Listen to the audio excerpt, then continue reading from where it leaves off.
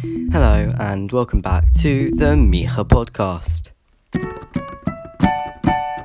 Now, as I'm sure you're aware if you've been listening for the past few hundred episodes, that we have been going on a very long and angry rant about how poppy seeds on bagels are much better than sesame seeds on bagels.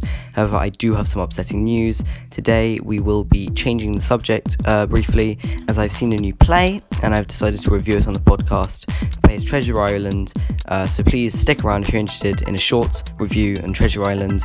This is the Micha Podcast. The Micha Podcast, the Micha Podcast, it's here today.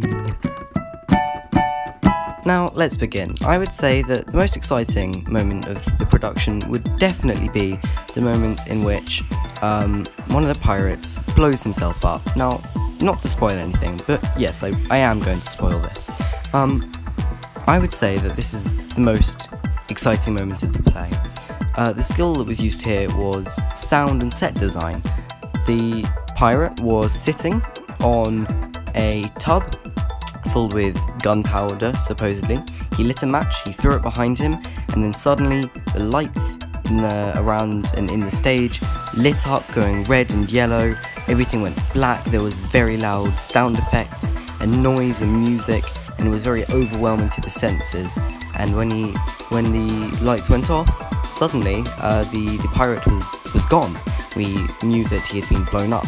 Now, this was very effective. It communicated to the audience that he had been blown up, that it had a very overwhelming effect. All the lights and music created a very strong emotion of danger and surprise.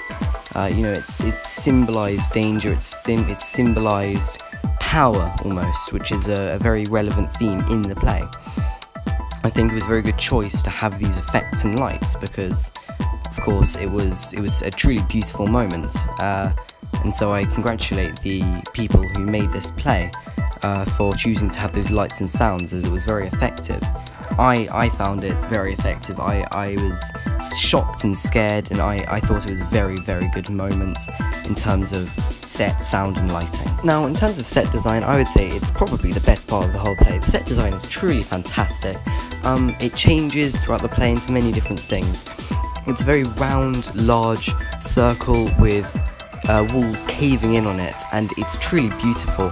It really encapsulates the actors in it, and it makes us feel as though we're very much in a place. When the ship arrives and the stage turns into a ship, it's truly beautiful. The stage rises up, and an array of little buildings and rooms appear underneath.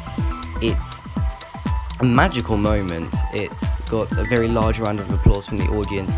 It's truly beautiful and it's breathtaking. This ship then also becomes a cavern later on filled with gold, and it also becomes a mudland filled with inflatable rocks, and it's truly beautiful. It's an almost magical experience to see and hear and feel this stage. The set design by Lizzie Cashan is truly beautiful. In terms of acting, I would have to say that my favourite actor is definitely Arthur Darvill, who plays the evil pirate. This is because his role as a character was to trick the audience. He lures us into this fake sense of security as though he's a good person, he's a friend.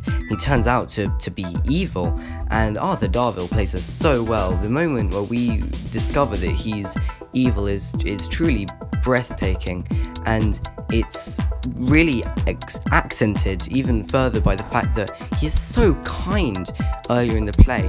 The scene in which he shows Jim the stars is just incredibly emotional, and the set design really helps with that as well. The set design of the stars, it's a truly beautiful moment. Arthur Darvill uses his body language to show that he's friendly. He moves around in quick, almost squirrel-like movements, which is then highly contrasted by his almost invisible or movement or no movement whatsoever when he is turned out to be evil. His tone shows him to be friendly, and then which then becomes much deeper later on.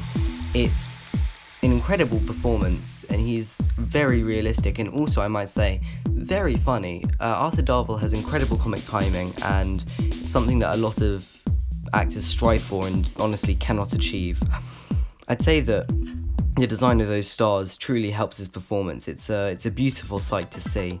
I'd recommend this production to anyone who can see it. It's truly beautiful. The set design specifically is just breathtaking. Even if the actors and the cast does change eventually, the set design is a once in a lifetime experience. It's a true feat of design. It's a very, very large accomplishment. I would probably rate this 4, possibly 4.5 stars. The set design and direction is truly beautiful. So my only problems with it are possibly some of the acting and some of the story choices. I think that Ben Gunn as a character kind of takes away from the plot. It's a very beautiful and interesting plot, and it's set for a very long time ago, and yet Ben Gunn has been written as though it's 2020. He speaks as though he's a modern person, and his humour isn't humorous at all. It takes away from the story. I'd also say that the woman who plays Jim, the main character, is also not as good as everyone is saying she is. I found her to be quite basic, and she did not add much to the story, although that may have been the writer's fault. We will never know. But I think apart from some of that, it's truly a beautiful and breathtaking play. So that was my review of Treasure Island. I do hope you enjoy it, and I hope that if you get the chance to, you go and see the play. It's truly an amazing play.